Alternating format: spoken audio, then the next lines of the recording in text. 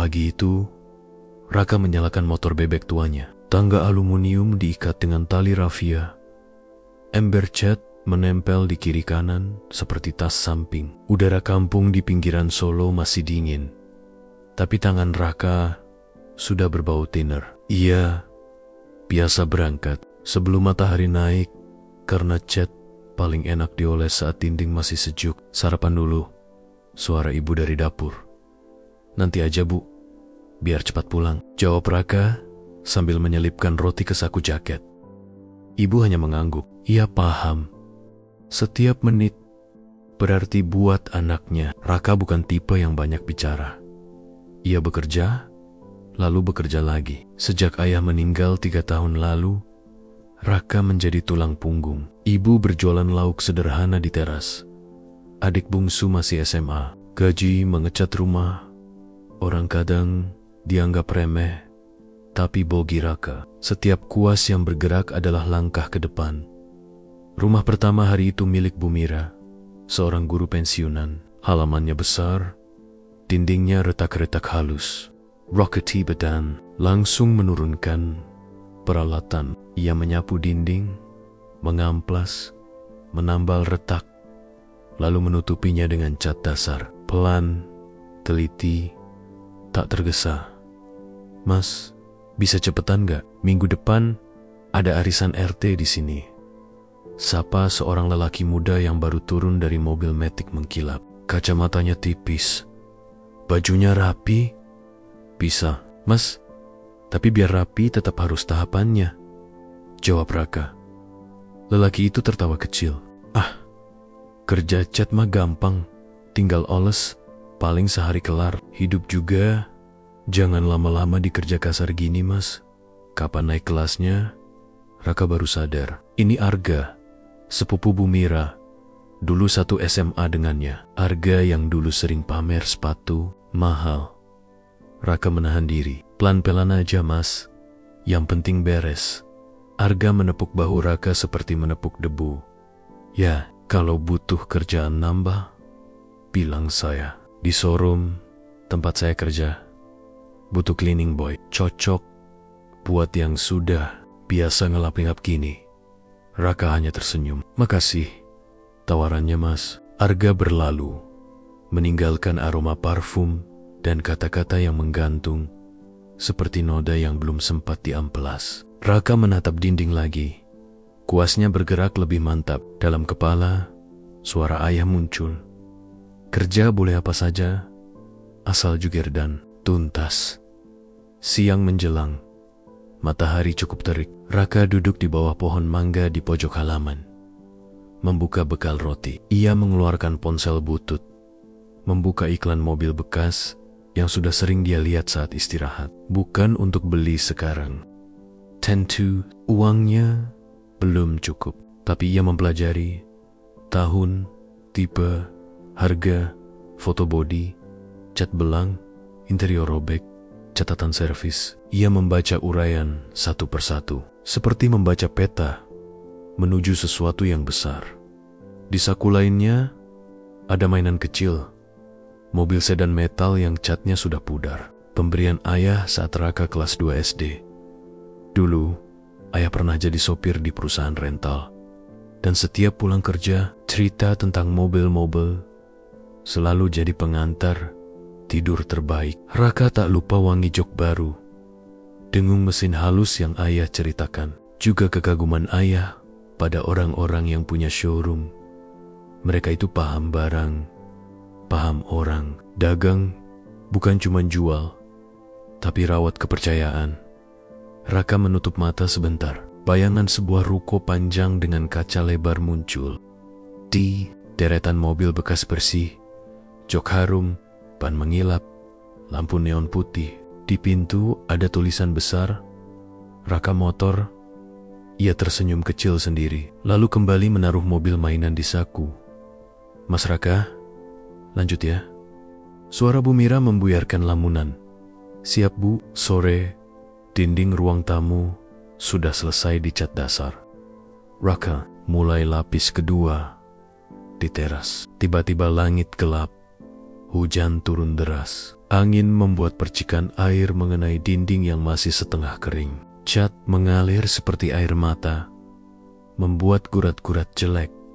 Waduh, gumam Raka. Ia cepat-cepat menutup bagian atas dengan terpal, lalu menunggu hujan sedikit reda. Bukan salahnya hujan datang, tapi tanggung jawab tetap ada di tangannya. Arga muncul lagi dari dalam, memandang dinding. Nah kan, bilang juga apa? Kerja gampang juga bisa rusak. Gini gimana? Tenang mas, nanti saya ulang. Besok pagi, hasilnya rapi lagi, ujar Raka. Suaranya tenang. Arga mendengus.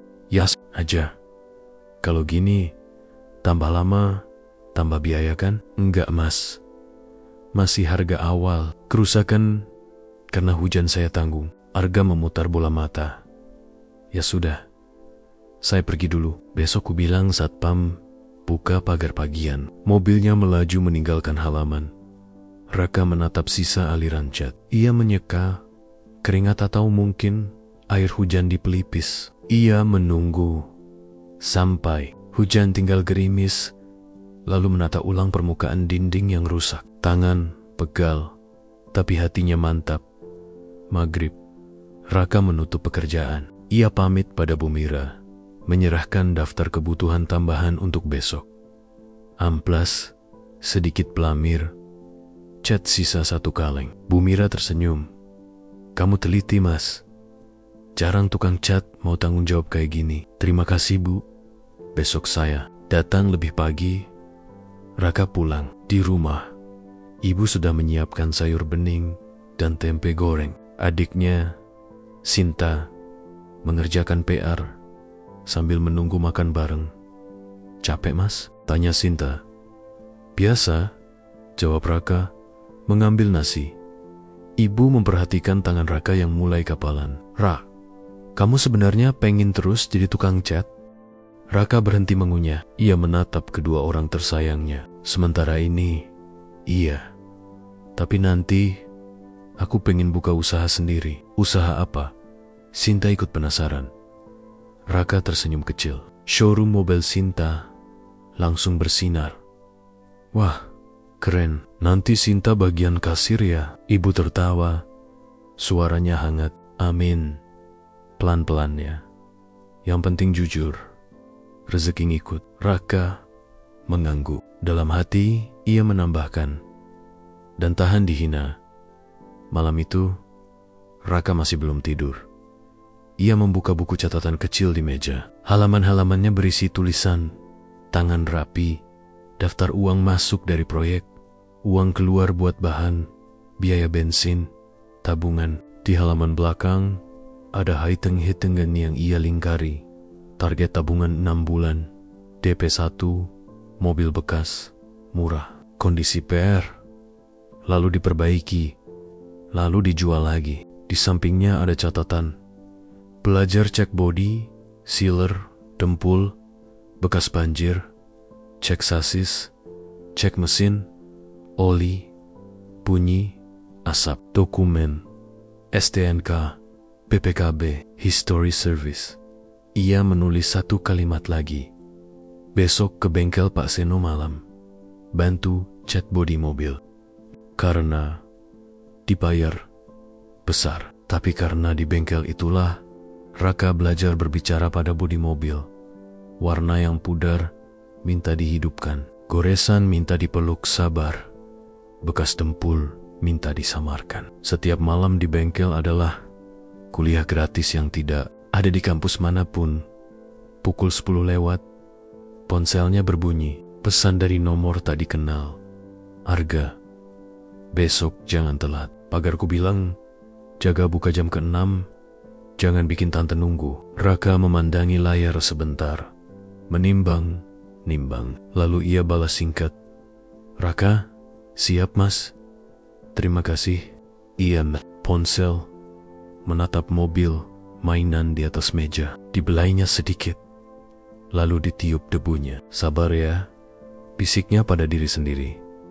Keesokan pagi, Raka sudah di lokasi sebelum jam 6. Langit masih abu-abu, jalanan sepi. Ia mengetuk pagar. Satpam membuka. dengan kantuk setengah. Masnya rajin. Ya, katanya. Raka hanya tertawa kecil. Ia langsung menambal bagian yang rusak semalam. Angin belum kencang. Dinding masih dingin. Kuasnya menari. Sekitar jam 8. Seorang laki-laki masuk dengan kemeja rapi dan name tag Ruli, kawan lama Raka, yang kini jadi sales mobil di dealer sebelah kompleks. Ia mampir karena Bu Mira pesan brosur mobil buat keponakannya. Ruli memandang Raka dari ujung kepala sampai ujung sepatu. Masih ngerjain beginian? Tanyanya setengah tak percaya. Masih, jawab Raka.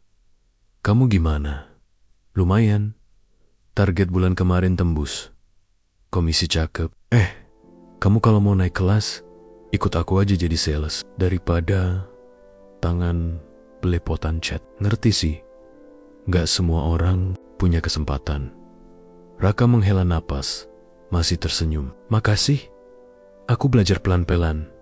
Ruli mengangkat bahu.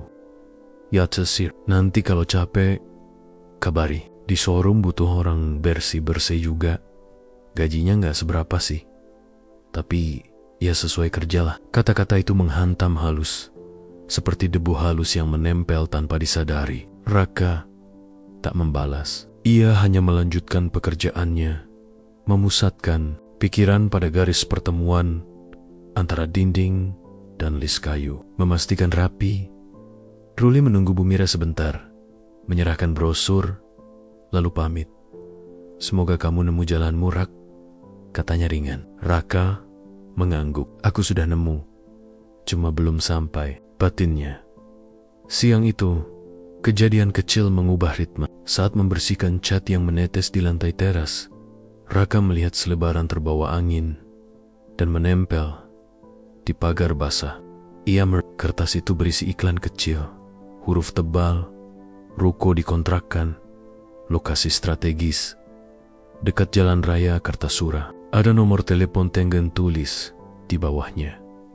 Raka menatap lama-lama. Rasanya seperti seseorang tiba-tiba menyodorkan kunci pintu yang belum pernah ia lihat. Ia memasukkan kertas itu ke saku.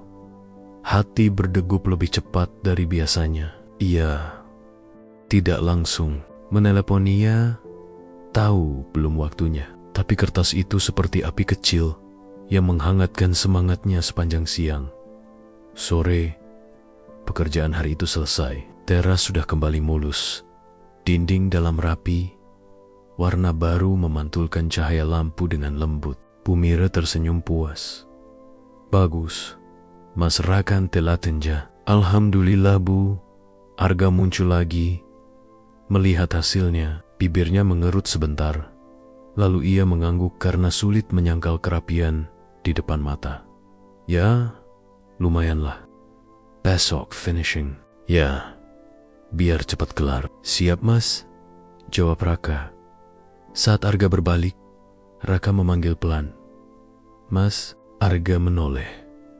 Apa? Raka menatap mata Arga sebentar, memastikan suaranya tidak gemetar. Terima kasih untuk ucapannya kemarin. Saya jadi ingatkan diri sendiri. Hidup memang harus naik kelas. Arga tertawa pendek, tak paham. Ya, bagus kalau sadar. Ia pergi. Raka menatap punggung Arga yang menjauh. Ia tidak marah. Ia hanya menancapkan kalimat itu di dadanya, seperti paku yang menahan papan supaya tidak jatuh. Naik kelas, bukan besok. Mungkin bukan bulan depan. Tapi akan tiba. Malamnya, Raka kembali ke bengkel Pak Seno.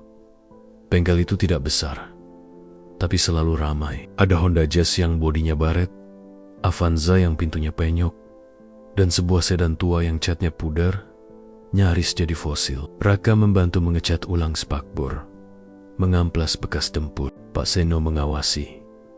Kamu tangannya halus, Rat, kata Pak Seno. Kalau bikin bodi mobil glowing begini, pembeli senang. Raka tersenyum. Saya lagi belajar, Pak. Siapa tahu nanti bisa bantu restorasi lebih banyak. Pak Seno mengangguk. Belajar terus. Dan ingat, mobil itu cerita. Orang beli bukan cuma mesin, tapi cerita pemilik sebelumnya. Cara dirawat, alasan dijual. Kalau kamu bisa jujur sampaikan cerita itu, kamu menang. Kalimat itu menempel di kepala Raka. Mobil adalah cerita. Ia menyodorkan panel yang telah selesai dicat ke bawah lampu, licin, rata, seperti halaman baru. Pukul 9. Bengkel mulai sepi. Raka pamit, lalu berhenti sebentar di pinggir jalan raya. Lampu-lampu toko memantul di aspal basah. Dari kejauhan, sebuah ruko kosong terlihat dengan kaca besar dan spanduk lusuh. Di kontrakan, hati Raka berdebar lagi. Ia mendekat, menempelkan keningnya ke kaca. Di dalam kosong, hanya lantai berdebu dan dinding kusam. Tapi di mata Raka, ruang itu sudah penuh. Satu MPV di kiri, satu sedan di kanan, city car kecil di dekat pintu, meja resepsionis sederhana, rak berisi cairan poles. Di sudut, dispenser dan kursi tunggu. Di dinding, tulisan, jujur, rapi, garansi rasa tenang. Raka menyalin nomor dari spanduk ke buku catatannya. Ia tidak menelepon. Belum. Tapi ia menuliskannya besar-besar. Lalu ia membuka saku dan mengeluarkan mobil mainan. Catnya pudar, ban satu oleng. Ia menaruhnya di telapak tangan. Memandangnya lama. Bukan mimpi, gumamnya. Cuma belum sampai. Ia mengembalikan mainan ke saku, menghela napas panjang, lalu pulang. Hari berikutnya, proyek di rumah Bu Mira selesai. Dinding mengilap, list kayu halus, bahkan lantai yang terkena tetesan cat bersih tanpa jejak. Bu Mira membayar lunas dan memberi sedikit bonus. Mas Raka, saya suka hasilnya. Kalau ada tetangga nanya, saya rekomendasikan, kata Bu Mira. Terima kasih banyak Bu. Arga ada di sana juga, sibuk menelepon. Saat Raka berpamitan, Arga mendekot, menyodorkan kartu nama. Ini, siapa tahu kamu berubah pikiran. Showroom tempatku kerja bagus, komisinya oke, tapi kalau nggak nyampe, ya paling kamu bisa bantu bersih-bersih dulu. Raka menerima kartu itu. Ia menatap tulisan marketing eksekutif di bawah nama Arga. Ia memasukkan kartu itu ke dompet bukan untuk melamar kerja, tapi untuk mengingat wajah dan kata-kata pemiliknya. Bahan bakar. Siap mas, makasih, ucap Raka. Ia keluar rumah dengan langkah ringan. Di motor, ia menghitung uang di amplop, lalu memindahkan sebagian ke kaleng biskuit di tas. Tabungan showroom, sisa untuk belanja ibu dan uang sekolah Sinta. Ada rasa hangat di dada. Bukan karena jumlahnya besar, masih jauh dari cukup, tapi karena arahnya jelas.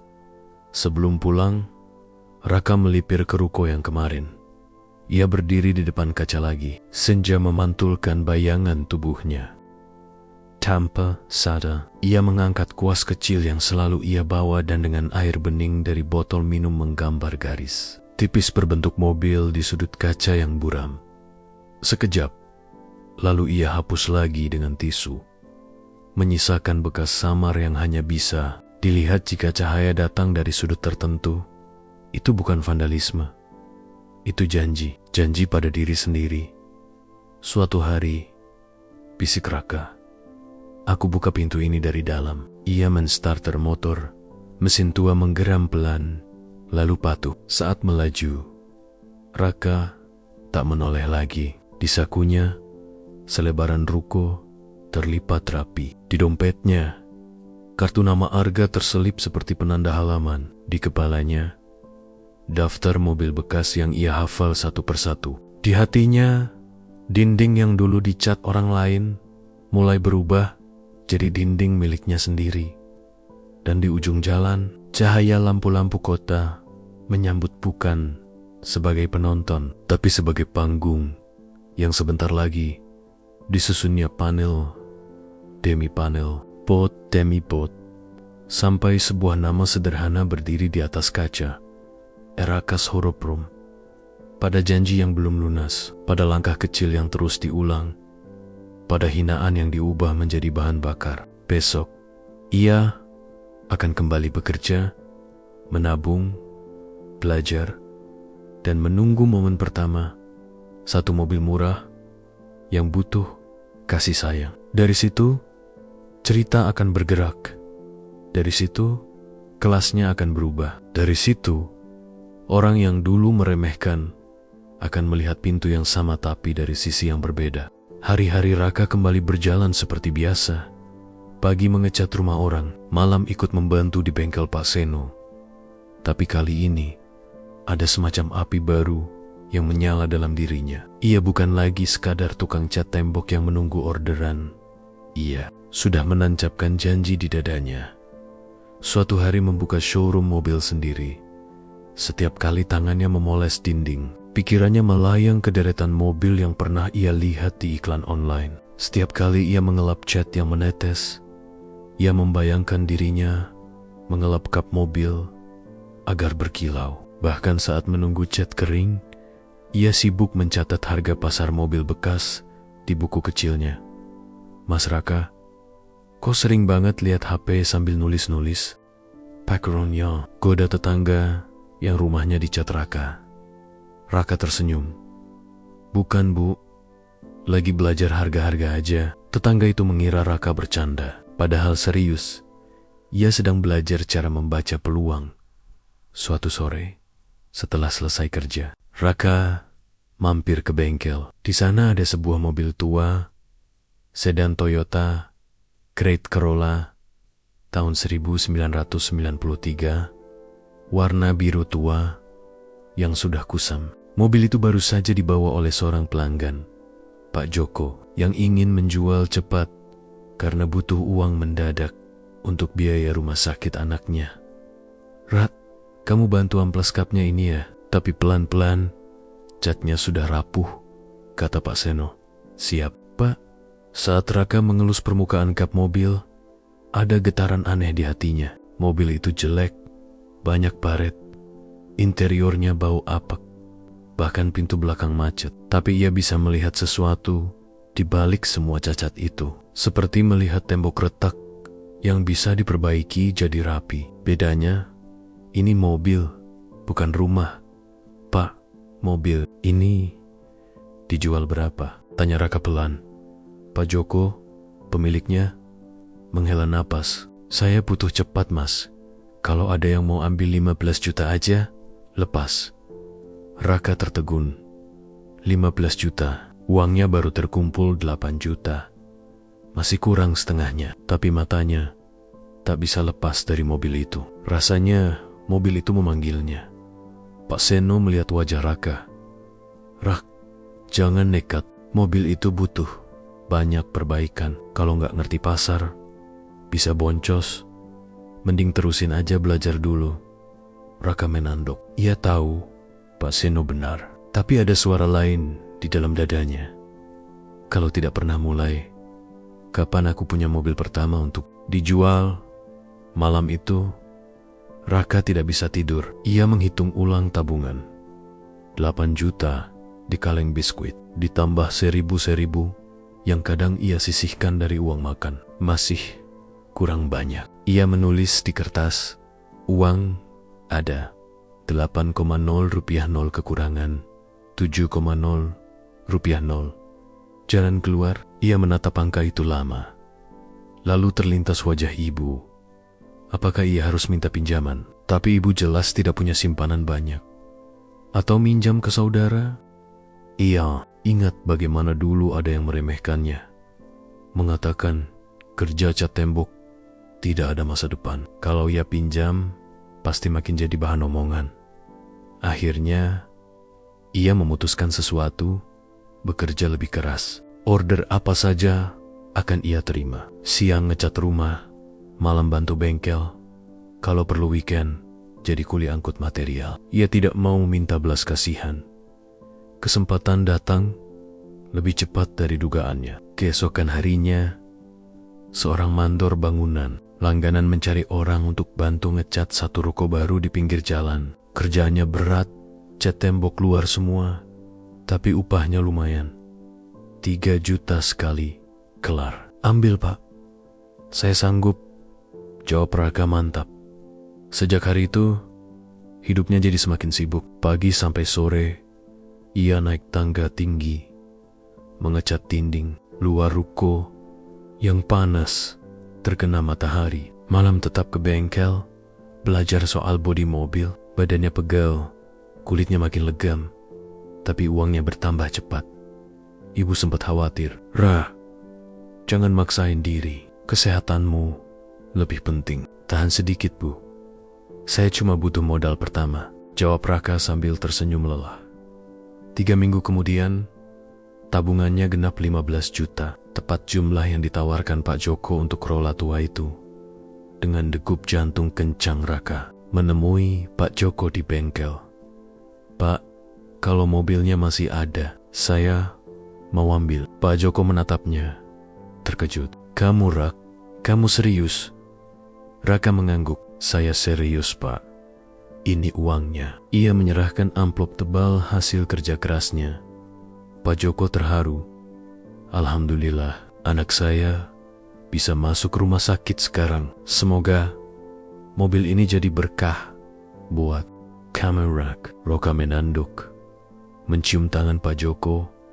Amin pak, semoga anaknya lekas sembuh. Hari itu, untuk pertama kalinya, Raka resmi punya mobil. Mobil tua, jelek, rewel, tapi itu miliknya sendiri. Ia memegang kunci mobil itu lama sekali, seperti memegang tongkat estafet dari mimpi masa kecilnya. Tentu saja, perjalanan tidak mulus. Begitu ia menyalakan mesin, suara berisik terdengar. Knalpot mengeluarkan asap hitam mati total. Raka kecil, bukan karena senang, tapi karena sadar. Inilah ujian pertamanya. Ra, kamu yakin mau jual mobil ini nanti? Tanya Pak Seno. Yakin pak, mobil ini akan jadi batu loncatan saya. Kalau begitu, saya bantu. Tapi kamu yang tanggung biaya dan kerja kasar. Biar kamu tahu pahitnya. Raka mengangguk mantap. Siap pak. Hari-hari berikutnya jadi sangat berat. Raka menghabiskan hampir seluruh waktunya di bengkel. Ia bongkar jok, membersihkan interior yang bau, mengganti karpet dasar, bahkan belajar mencuci mesin. Tangan dan bajunya selalu hitam penuh oli. Malam-malam, ia mengelap bodi mobil itu sampai berkilau lagi. Cat biru tua yang awalnya pudar perlahan mulai bercahaya setelah dipoles berulang kali. Setiap kali cahaya lampu bengkel memantul di kap mobil, Raka merasa sedang memoles nasibnya sendiri. Tapi masalah muncul. Uang tabungannya terkuras cepat untuk beli onderdil bekas, jok baru, dan cat tambahan. Ia sempat ragu apakah ia salah langkah. Hingga suatu sore, seorang pelanggan bengkel melihat mobil itu. Ini Corolla tahun 93 ya? Mulus juga setelah dicat. Kamu mau jual berapa mas? Raka gugup.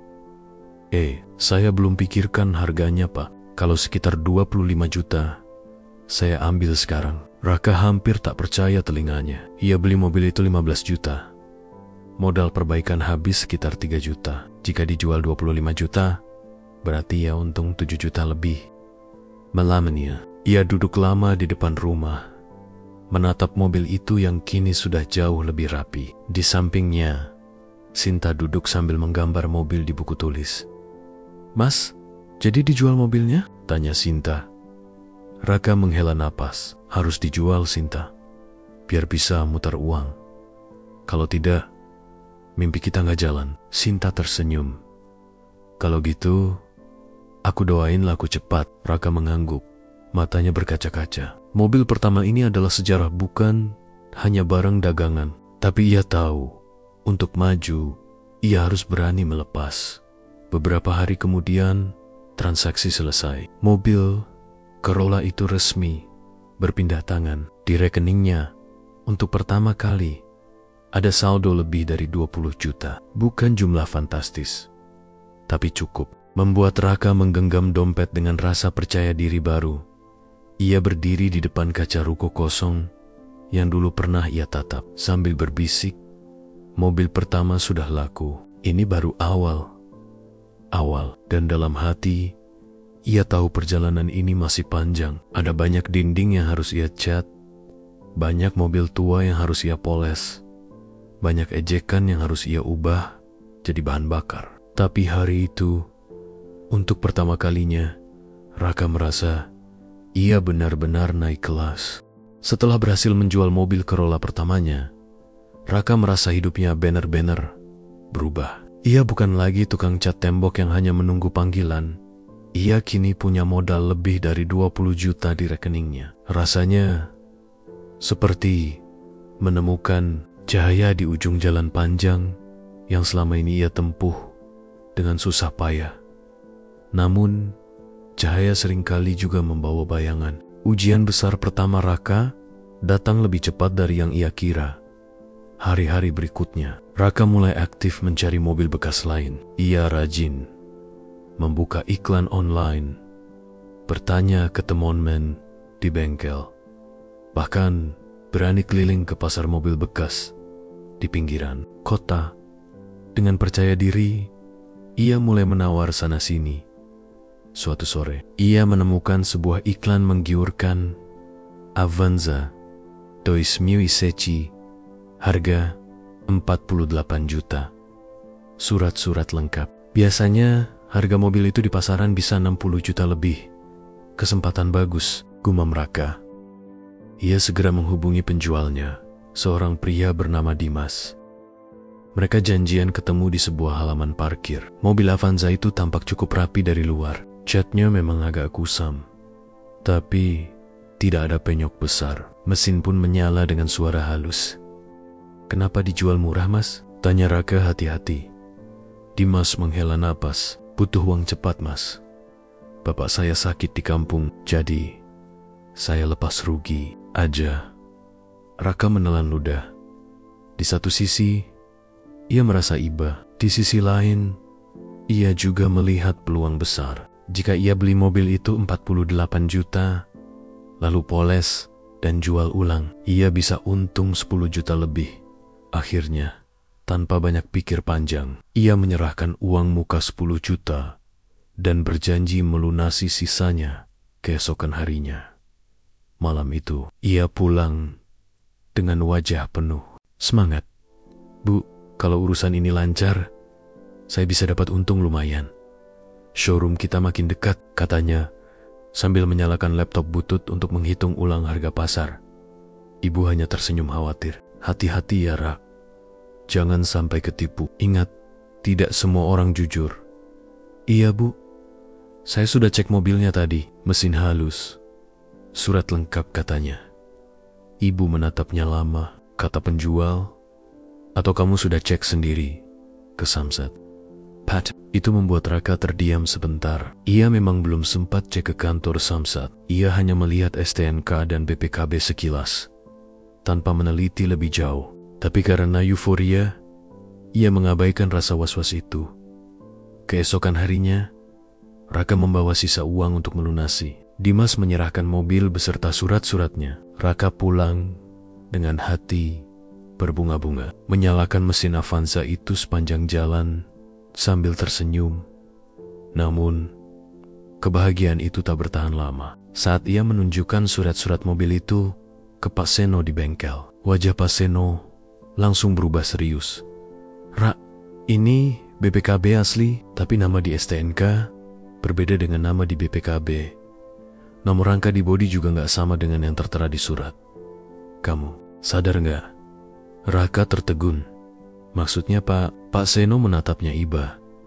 Artinya kemungkinan besar ini mobil bodong. Surat-suratnya dicampur aduk biar kelihatan sah. Kalau sampai polisi tahu, bisa repot kamu, Rak. Darah Raka serasa berhenti mengalir. Mobil bodong itu berarti bukan hanya ia kehilangan uang, tapi juga bisa berurusan dengan hukum. Malam itu, Raka duduk di teras rumah dengan wajah pucat. Sinta, yang biasanya cerewet, hanya diam.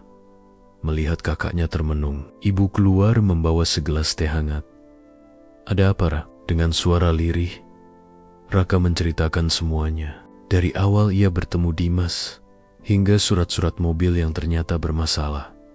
Ibu mendengarkan tanpa memotong. Setelah Raka selesai, ibu berkata pelan, "Ra, ingat yang sering Bapak bilang, hidup itu bukan cuma soal pintar melihat peluang, tapi juga pintar melihat jebakan. Jangan terlalu cepat percaya." Air mata hampir jatuh dari mata Raka. "Jadi, saya harus gimana, Bu? Uang kita habis. Mobil ini juga bisa jadi masalah besar." Ibu menghela napas. "Coba cari orang itu lagi. Jangan diam. Kalau perlu, laporkan. Jangan biarkan penipu tenang, meski kita dirugikan." Dengan tekad baru, Raka mencoba menghubungi Dimas. Namun, nomor ponselnya sudah tidak aktif. Ia pergi ke lokasi pertemuan kemarin, tapi tidak ada jejak. Raka hampir putus asa. Sampai suatu hari, ia mendengar kabar dari seorang teman di bengkel bahwa ada penjual mobil dengan siri-siri mirip Dimas sedang menawarkan mobil lain di pasar malam. Mobil bekas.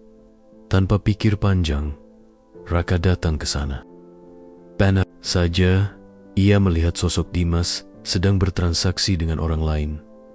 Raka memberanikan diri menghampiri. "Mas Dimas," serunya lantang. Dimas menoleh, wajahnya kaget. Mas Raka, kenapa kamu kasih mobil bodong ke saya? Uang saya habis, suratnya palsu." Orang-orang di sekitar mulai memperhatikan. Dimas gelagapan. Jangan ribut di sini. Bukan palsu kok, cuma salah surat. Besok saya bereskan." "Besok apa?" "Kamu sudah bohong dari awal." Suara Raka meninggi. Untungnya, seorang pedagang mobil senior yang kenal Pak Seno ikut mendekat. "Hei, kamu lagi, Dim. Sudah banyak korban kamu. Kali ini gak bisa lolos." Akhirnya, dengan bantuan pedagang lain, Dimas diseret ke pos keamanan. Polisi dipanggil, dan terbongkarlah bahwa ia memang bagian dari sindikat penipuan mobil bodong. Raka lega bukan main. Mobil Avanza itu akhirnya ditarik polisi sebagai barang bukti. Uangnya memang tidak kembali sepenuhnya, tapi sebagian masih bisa diselamatkan setelah proses hukum berjalan. Peristiwa itu jadi tamparan keras untuk Raka. Ia belajar satu hal penting. Dunia jual beli mobil tidak hanya soal untung, tapi juga soal kehati-hatian dan kejujuran. Di bengkel, Pak Seno menepuk bahunya. "Ra, kamu sudah rasakan pahitnya. Bagus. Itu berarti kamu sedang ditempa. Kalau kamu bisa melewati ini, kamu akan lebih kuat." Raka mengangguk. Meski hatinya sakit, semangatnya tidak padam. "Saya tidak akan berhenti, Pak. Kalau jatuh sekali, bukan berarti gagal. Saya akan bangkit lagi." Pak Seno tersenyum. Nah, itu baru calon juragan mobil. Beberapa minggu kemudian, Raka kembali bekerja keras. Ia menerima orderan cat rumah lagi, mengumpulkan sedikit demi sedikit untuk mengganti kerugian. Meski capek, kali ini ia lebih hati-hati. Ia belajar cek surat-surat ke Samsat, belajar mengenali nomor rangka dan mesin, bahkan ikut kursus singkat tentang jual beli mobil resmi. Meski sempat terpuruk, ujian itu justru membuat Raka lebih matang. Ia sadar, mimpi besar selalu datang dengan Yujan Pesa, dan ia sudah berjanji tidak ada yang bisa menghentikannya sebelum showroom itu berdiri. Malam itu, ia kembali berdiri di depan ruko kosong yang dulu pernah ia tatap. Dengan suara pelan, ia berbisik, "Showroomku masih jauh, tapi langkahku tidak mundur. Aku akan sampai." Setelah peristiwa pahit dengan Avanza bodong, Raka tidak lagi gegabah. Ia belajar lebih keras, lebih teliti, dan lebih sabar. Setiap kali ada tawaran mobil bekas, ia selalu bawa catatan, cek nomor rangka, cek mesin, bahkan rela antre di kantor Samsat untuk memastikan surat-surat asli. Lebih baik capek di awal daripada rugi di belakang. Begitu ia selalu mengingatkan dirinya. Lambat laun, langkah hati-hati itu membuahkan hasil. Dalam waktu 3 bulan, ia berhasil menjual 2 mobil bekas lagi. Sebuah Kijang Kapsul tahun 2001 dan Honda Jazz ke 2005.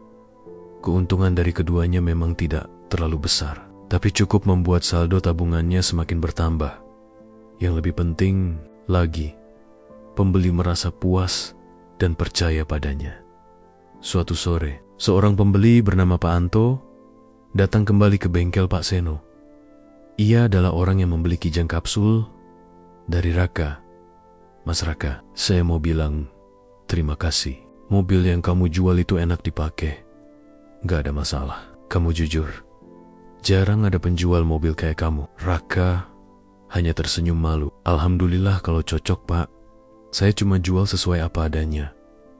Kalau ada minus, saya bilang di awal. Pak Anto mengangguk. Itu yang bikin saya suka. Saya akan rekomendasikan kamu ke teman-teman. Ucapan itu ternyata bukan sekadar basa-basi. Beberapa hari kemudian, seorang teman Pak Anto benar-benar datang mencari Raka untuk membeli mobil. Lalu, dari mulut ke mulut, nama Raka mulai terdengar di kalangan kecil orang-orang yang butuh mobil bekas. Jujur, dengan harga bersahabat. Awalnya hanya 1-2 orang, lalu jadi 5, lalu 10. Bahkan ada yang rela datang jauh-jauh hanya untuk ketemu Raka. Kabar itu tanpa disangka sampai juga ke telinga orang yang dulu sering meremehkannya. Arga. Suatu pagi, Raka sedang membersihkan sebuah mobil city car yang baru ia dapat di halaman kecil bengkel Pak Seno. Mobil itu baru saja selesai dicat ulang, bodinya mengilap. Meski umurnya sudah lebih dari 10 tahun, tiba-tiba sebuah mobil mewah berhenti di depan bengkel. Dari dalam keluar Arga dengan kacamata hitam dan gaya parlante. Seperti biasa. Loh, ini Raka toh, katanya dengan nada setengah terkejut. Aku dengar-dengar sekarang jualan mobil. Raka tersenyum sopan. Alhamdulillah, Mas. Baru belajar. Arga melirik mobil city car di samping Raka. Ia mendekat menggotuk bodi, lalu tersenyum miring. Mobil tua begini dibilang showroom? Jangan bercanda, Rak. Showroom itu tempat mobil baru. AC dingin, lampu terang. Bukan bengkel sempit begini. Pak Seno yang mendengar dari kejauhan hanya bisa menghela napas. Ia tahu, Arga memang tipe yang suka meremehkan orang lain. Tapi Raka tidak tersinggung. Ia hanya berkata tenang. Bagi saya, Mas, showroom bukan soal mewah atau sempit. Showroom itu soal kepercayaan. Kalau orang percaya, meski cuma bengkel kecil, tetap bisa disebut showroom. Arga tertawa pendek. Hahaha, definisi ngawur. Nanti kalau aku kasih brosur showroom tempat aku kerja, kamu bisa tahu bedanya dunia nyata dengan mimpi. Ia lalu mengeluarkan kartu nama yang sama seperti dulu dan menaruhnya di kap mobil Raka. Kalau kamu lelah main di kelas bawah, kabari aku. Siapa tahu kamu bisa jadi cleaning boy beneran di showroom besar. Raka hanya tersenyum. Makasih, Mas. Saya catat. Beberapa hari setelah kejadian itu, sesuatu yang aneh terjadi. Arga datang lagi ke bengkel. Kali ini tidak dengan senyum sombong, tapi dengan wajah sedikit canggung. Rak, boleh bicara sebentar? Katanya pelan. Raka mengangguk. Mereka duduk di kursi plastik di depan bengkel. Aku sebenarnya butuh bantuan, kata Arga. Akhirnya Roka terkejut. Butuh bantuan apa, Mas? Arga menghela napas panjang. Kamu tahu kan, aku kerja di showroom mobil besar. Memang kelihatan keren, tapi sebenarnya tekanan target gila-gilaan. Aku harus jual sekian unit tiap bulan. Kalau nggak tembus, gajiku dipotong. Bulan ini aku belum dapat target. Susah. Raka diam mendengarkan. Untuk pertama kalinya, ia melihat Arga tidak sebagai orang sombong, tapi sebagai manusia yang juga punya beban. Terus apa hubungannya dengan aku, Mas? Tanya Raka pelan. Arga menandok. Aku dengar kamu punya pembeli loyal. Bisa nggak? Kalau ada yang mau beli mobil, diarahkan ke aku dulu. Biar targetku aman. Aku janji kasih komisi buat kamu. Raka terdiam cukup lama. Hatinya berperang. Dulu, Arga meremehkannya. Sekarang, Arga minta bantuan. Akhirnya, Raka berkata, Mas, aku bisa bantu kalau memang niatnya baik. Tapi, aku nggak mau nipu orang. Kalau mobil itu bagus dan sesuai harga, aku rekomendasikan. Tapi kalau cuma untuk ngejar target dengan tipu-tipu, aku nggak mau terlibat. Arga tampak malu. Ia mengangguk pelan. Iya, aku ngerti. Malam, Raka merenang dunia memang berputar cepat. Dulu ia yang dihina, kini orang yang menghina justru minta tolong padanya. Tapi ia tidak mau balas dendam. Ia ingat pesan ayah. Hidup itu bukan untuk menjatuhkan orang, tapi untuk membuktikan diri dengan cara baik. Keesokan harinya, Raka kembali sibuk dengan mobil bekasnya. Sinta duduk di kursi dekat bengkel, membantu menulis daftar kecil mobil yang sudah terjual. Ia menulis dengan spidol besar di papan tulis seadanya. Raka motor, mobil bekas jujur, dan terpercaya Raka tertawa kecil saat melihat tulisan itu. Showroom kita masih kecil banget, Sinta. Tapi namanya sudah ada. Kalau ada nama, pasti jadi besar nanti, jawab Sinta polos. Raka mengangguk. Ia menatap papan tulis itu lama, seolah melihat masa depan yang sedang pelan-pelan datang menghampiri. Di luar sana, orang-orang mulai mendengar nama Raka. Ada tukang cat yang jadi penjual mobil jujur. Begitu kabar yang beredar. Sebagian orang kagum, sebagian lagi sinis. Tapi Raka tidak peduli. Baginya, yang penting ia melangkah selangkah demi selangkah. Dan diam-diam, rasa penasaran Arga semakin besar. Ia mulai bertanya-tanya, apakah anak tukang cat itu benar-benar bisa menyalip jalanku suatu hari nanti? Mimpi yang sejak lama hanya bisa Raka bayangkan di benaknya. Pelan-pelan mulai terlihat jalannya. Sudah hampir 1 tahun sejak ia mulai berani terjun jual beli mobil bekas. Usaha kecil yang awalnya hanya nebeng di bengkel Pak Seno itu, sekarang makin ramai. Bahkan halaman bengkel sering penuh karena ada 3-4 mobil parkir sekaligus. Sinta yang setia mencatat setiap transaksi di papan tulis sampai kewalahan sendiri, Mas. Papan tulisnya udah gak cukup. Katanya suatu sore sambil menunjuk daftar mobil yang terjual. Raka tertawa kecil. Nanti kita beli papan baru. Kalau papan ini penuh, artinya rezeki kita penuh juga. Tapi di balik tawa itu, Raka mulai gelisah. Tempat di bengkel sudah terlalu sempit. Setiap kali ada calon pembeli datang, mereka harus berhimpitan dengan suara berisik bengkel, aroma cat, dan ruang parkir yang seadanya. Kalau kita serius mau berkembang, kita harus punya tempat sendiri, pikir Raka dalam hati. Suatu hari, Raka melewati jalan raya utama kota. Matanya tertuju pada sebuah ruko 2 lantai yang sudah lama kosong.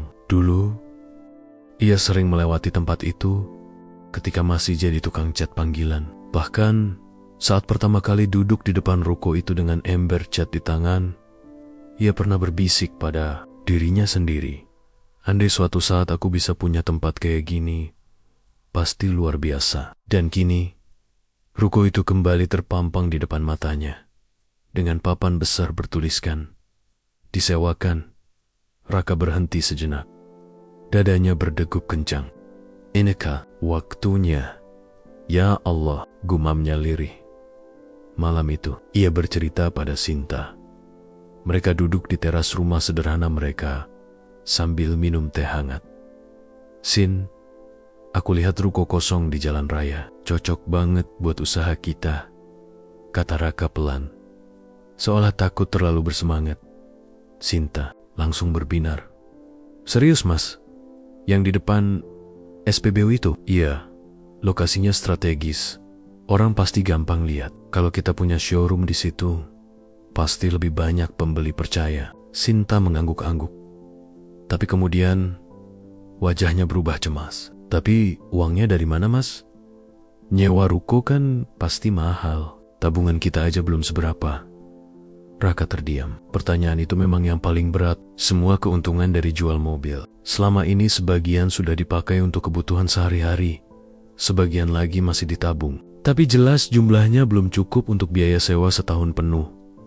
Tapi aku yakin, Sin, kata Raka akhirnya, kalau niat baik, pasti ada jalan. Beberapa hari kemudian, Raka memberanikan diri menghubungi nomor di papan sewa. Ia bertemu dengan pemilik ruko, seorang pria paruh baya bernama Pak Johan. Ruko ini saya sewakan 50 juta per tahun. Minimal ambil 2 tahun, Mas, kata Pak Johan dengan nada tegas. Raka tercekat. 50 juta setahun berarti 100 juta untuk 2 tahun. Uang sebanyak itu belum pernah ia pegang sekalipun dalam hidupnya.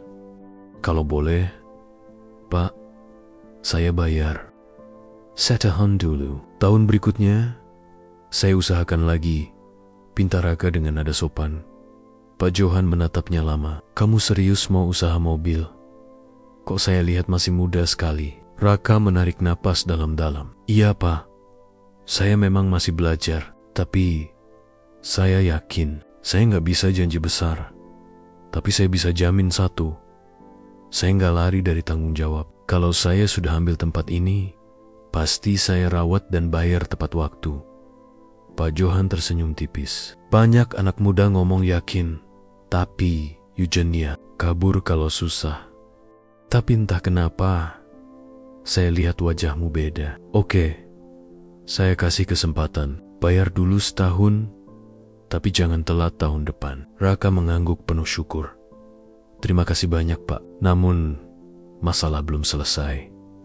Dari mana ia bisa dapatkan 50 juta? Raka membuka tabungannya. Jumlahnya baru 30 juta. Masih kurang 20 juta lagi. Malam itu, ia duduk termenung. Sinta ikut duduk di sampingnya. Mas, kalau memang yakin, ayo kita ikhtiar. Kalau tabungan kurang, mungkin kita bisa pinjam dulu. Raka menggeleng. Aku nggak mau pinjam ke rentenir. Nanti malah nambah masalah. Aku coba cari cara lain. Akhirnya, ia memberanikan diri menemui Pak Seno. Pak, saya butuh bantuan. Saya mau sewa ruko untuk usaha mobil. Tabungan saya masih kurang. Bisa nggak kalau saya pinjam dulu? Nanti saya cicil dari keuntungan. Pak Seno menatap Raka dalam-dalam. Lama sekali ia diam. Lalu ia tersenyum. Ra, sejak kamu kerja sama saya lihat kamu anak jujur. Kamu pantas dibantu. Oke, saya pinjamkan 20 juta. Anggap saja modal awal dari saya. Raka tidak percaya.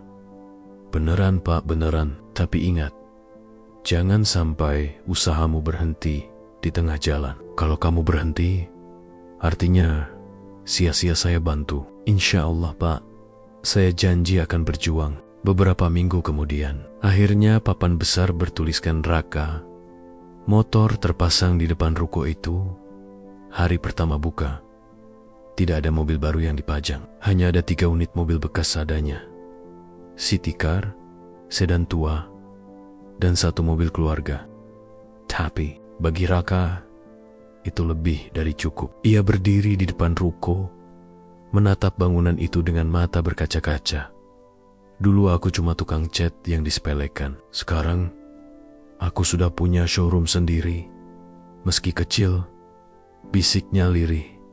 Sinta mendekat, menggenggam tangannya. Mas, ini baru awal. Suatu hari nanti, tempat ini akan penuh dengan mobil-mobil bagus. Aku yakin. Raka tersenyum. Ia tahu jalan masih panjang, tapi ia juga tahu satu hal. Langkah besarnya sudah dimulai. Kabar tentang Raka, motor pun mulai menyebar. Ada yang kagum, ada juga yang sinis. Termisek harga Yang mendengar kabar itu dari seorang teman, Raka buka showroom. Pasti gak lama tutup. Showroom itu butuh modal besar, bukan cuma modal nekat, kata Arga dengan nada meremehkan.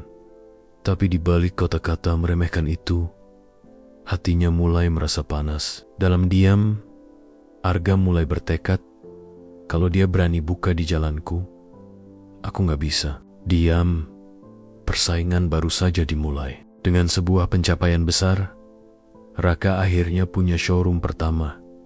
Meski sederhana, tapi bersamaan dengan itu, benih konflik lebih besar juga mulai tumbuh karena Arga merasa terusik oleh langkah Raka.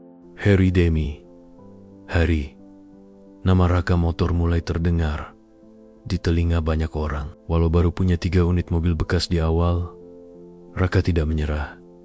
Ia memanfaatkan setiap peluang. Kalau ada pembeli yang datang mencari mobil yang tidak tersedia, ia langsung menghubungi jaringan kecilnya, teman-teman sopir, kenalan di bengkel, bahkan orang-orang di pasar mobil.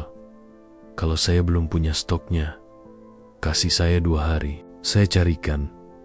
Begitu kata Raka pada setiap calon pelanggan. Dan anehnya, banyak yang percaya. Di balik sikapnya yang sederhana, orang merasa nyaman berurusan dengan Raka. Ia tidak menetap nutupi kondisi mobil, tidak main akalin odometer, tidak menyembunyikan cacat. Kalau mobil ada minus, ia terang-terangan bilang, "Mas, mobil ini bagus, tapi catnya pernah baret, saya cat ulang. Mesin masih oke, kalau mau lihat buktinya, ini fotonya sebelum dicat," ucap Raka pada seorang pembeli. Mudah. Sikap jujurnya itu membuat banyak orang justru balik percaya. Wah, biasanya penjual mobil bekas selalu manis mulut. Kalau Mas Raka jujur gini, saya malah lebih yakin, kata pembeli itu sambil langsung deal. Lambat laun, showroom kecil Raka makin sering kedatangan orang. Kabar ini sampai juga ke telinga Arga yang kini bekerja di showroom besar milik pamannya. Showroom itu megah, penuh mobil baru dan mobil bekas kelas menengah ke atas. Arga yang dulu sering meremehkan Raka mulai merasa terusik. Suatu sore, di ruang pamer yang barat C, Arga mendengar seorang pelanggan berkata, "Kalau harga di sini kaku begini, mending saya ke Raka Motor aja. Katanya di sana lebih jujur." Nggak muter-muter ngomongnya. Arga langsung panas. Apa Raka Motor? Itu cuma showroom ecek-ecek. Mobilnya bekas semua, gak ada yang layak pajang di samping showroom kita. Tapi dalam hatinya, Arga merasa terancam. Gak bisa dibiarkan. Kalau dia terus naik, bisa jadi dia rebut pelanggan kita. Beberapa hari kemudian, Arga sengaja mampir ke showroom Raka dengan mobil sport milik showroom pamannya. Ia berhenti tepat di depan ruko sederhana itu. Raka yang sedang mengelap mobil Avanza bekas menoleh. Jantungnya sempat berdegup lebih cepat. Ia masih ingat jelas betapa dulu Arga selalu meremehkan pekerjaannya sebagai tukang cat. "Wih, Raka Motor ya? Hebat juga. Dari tukang cat sekarang udah punya showroom," ucap Arga sambil tersenyum sinis. Raka menanggapi tenang. "Alhamdulillah Mas, semua karena rezeki dari Allah. Saya cuma berusaha." Arga melirik mobil-mobil bekas yang dipajang. Mobilnya, ya begitulah. Biasa-biasa aja. Coba kalau kamu main di kelas atas, mungkin baru bisa disebut showroom beneran. Raka tetap tersenyum. Bagi saya, yang penting mobilnya bermanfaat buat orang. Kalau sederhana tapi bermanfaat, itu lebih mulia. Arga mendengus kecil, lalu masuk ke mobil sportnya lagi. Kita lihat aja. Rak showroom bukan cuma soal jujur, tapi juga soal siapa yang lebih kuat di pasar. Sejak hari itu, persaingan semakin terasa. Showroom tempat Arga bekerja mulai melakukan strategi serangan. Mereka menurunkan harga mobil-mobil tertentu agar lebih murah dari harga pasaran. Mereka menyebar isu bahwa showroom kecil seperti Raka Motor rawan bangkrut dan tidak aman membeli di sana. Bahkan ada sales yang torang-toranggen bilang ke calon pembeli, kalau beli di tempat kecil, nanti susah klaim garansi. Mending di sini aja. Awalnya, Raka sempat merasa goyah. Ada beberapa calon pembeli yang batal transaksi karena mendengar gosip itu, Mas. Benar ya? Kalau showroom kecil, biasanya cepat tutup. Saya takut nanti mobilnya bermasalah. Terus, Mas, gak bisa tanggung jawab. Tanya seorang calon pembeli ragu-ragu. Raka menarik napas dalam-dalam, lalu menatap lurus. Bapak, saya memang usaha kecil, tapi justru karena kecil, saya jaga setiap pelanggan seperti keluarga. Kalau ada masalah, Bapak tinggal datang ke sini, saya tanggung jawab langsung. Kalau showroom besar, mungkin Bapak cuma dianggap nomor. Di sini, Bapak jadi sahabat saya. Kata-kata itu membuat calon pembeli tersentuh. Ia akhirnya tetap membeli mobil dari Raka. Sinta yang melihat semua perjuangan suaminya sering ikut cemas. Mas, kalau Arga terus serang kita, gimana? Tanyanya. Suatu malam, Raka tersenyum, meski wajahnya lelah. Kita nggak perlu balas. Kita cuma perlu buktikan lewat kerja nyata. Orang bisa sebar gosip, tapi kalau pelayanan kita baik, orang sendiri yang akan cerita ke orang lain. Itu iklan paling ampuh. Dan benar saja, pelanggan yang puas mulai merekomendasikan Raka Motor ke teman, saudara, bahkan rekan kerja mereka. Kalau mau beli mobil bekas, coba di Raka Motor aja. Orangnya jujur. Begitu kabar beredar dari mulut ke mulut. Sampai suatu hari, datang seorang pembeli yang kelak mengubah arah usaha Raka. Namanya Pak Darmawan, seorang pengusaha menengah yang mencari mobil operasional untuk kantornya Ea Mendetenji. Raka Motor setelah mendengar rekomendasi dari seorang teman. Mas Raka, saya butuh 3 mobil operasional. Bisa bantu carikan? Katanya langsung Roka terkit. 3 sekaligus, Pak? Tentu bisa. Tapi mungkin butuh waktu beberapa hari untuk mencarikan unit yang bagus. Pak Darmawan mengangguk. Saya nggak buru-buru. Yang penting mobilnya sehat. Saya lebih percaya sama orang yang jujur daripada showroom besar yang terlalu banyak janji. Itu menjadi transaksi terbesar pertama Raka. Dari situ, ia sadar bahwa kejujuran memang membuahkan jalan tak terduga. Di sisi lain, Arga makin kesal mendengar kabar bahwa Raka baru saja dapat pesanan besar. Ia semakin yakin harus menjatuhkan Raka dengan cara apapun. Kalau gini terus, anak tukang cat itu bisa benar-benar jadi pesaing. Aku harus bikin dia jatuh sebelum terlambat, gumam Arga dengan wajah penuh amarah. Dengan 2 jalan yang semakin jelas, Raka yang perlahan naik berkat kejujuran dan kerja keras, serta Arga yang mulai menyusun langkah kotor untuk menjatuhkannya. Hari itu, showroom kecil Raka Motor tampak lebih sibuk dari biasanya. Di halaman, ada 3 mobil keluarga yang baru saja dibawa masuk. Itu adalah unit pesanan Pak Darmawan, pengusaha yang ingin membelikan mobil operasional untuk kantornya. Raka merasa ini adalah ujian besar. Kalau ia gagal memenuhi pesanan ini dengan baik, nama baik showroomnya bisa hancur. Ia mengelap keringatnya sambil berkata kepada Sinta, "Sin, ini bukan sekadar jual beli. Ini soal kepercayaan. Kalau Pak Darmawan puas, orang lain akan ikut percaya." Sin mengangguk. "Aku tahu, Mas. Aku akan bantu sebisa mungkin. Kita harus tunjukkan kalau usaha kecil juga bisa profesional." Namun, di balik kesibukan itu, Arga tidak tinggal diam. Ia sudah menyusun rencana busuk dan memanfaatkan kenalannya di bengkel nakal. Ia menyuruh seseorang memalsukan kabar bahwa mobil yang dipesan Pak Darmawan bermasalah. Bilang, "Ayah C, Pak Darmawan, kalau mobil-mobil itu bekas tabrakan, biar dia batalin beli di Raka. Kalau perlu, tambahin bumbu kalau Raka cuma main akal-akalan, biar cepat kaya." Perintah Arga tujuannya jelas, menjatuhkan kepercayaan orang pada Raka, bahkan sebelum transaksi besar itu selesai. Benar saja, kabar itu sampai juga ke telinga Pak Darmawan. Suatu sore, ia datang ke showroom Raka dengan wajah serius. "Mas Raka," katanya tegas, "saya dengar kabar kurang enak. Katanya, mobil yang Mas siapkan untuk saya itu bekas tabrakan. Betul begitu?" Jantung Raka seolah berhenti berdetak. Tapi, ia menatap Pak Darmawan dengan mata jujur. "Pak, saya tahu di luar sana banyak gosip, tapi saya bisa pastikan mobil yang saya siapkan ini semuanya aman. Kalau Bapak ragu, mari kita cek bareng ke bengkel resmi, biar ahli yang buktikan.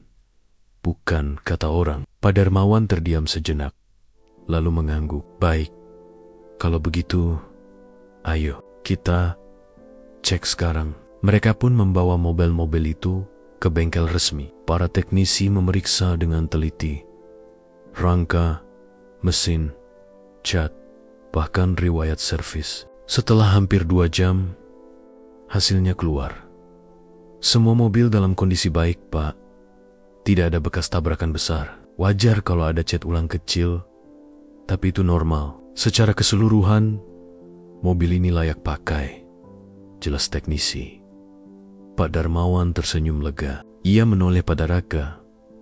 "Maaf, Mas, saya sempat ragu, tapi sekarang saya lebih percaya lagi sama Mas. Berani diajak cek bareng, itu tandanya Mas Raka memang nggak main-main." Raka menghela napas panjang. "Terima kasih, Pak. Saya cuma ingin usaha ini berdiri di atas kejujuran. Kalau ada yang bilang buruk, biarlah.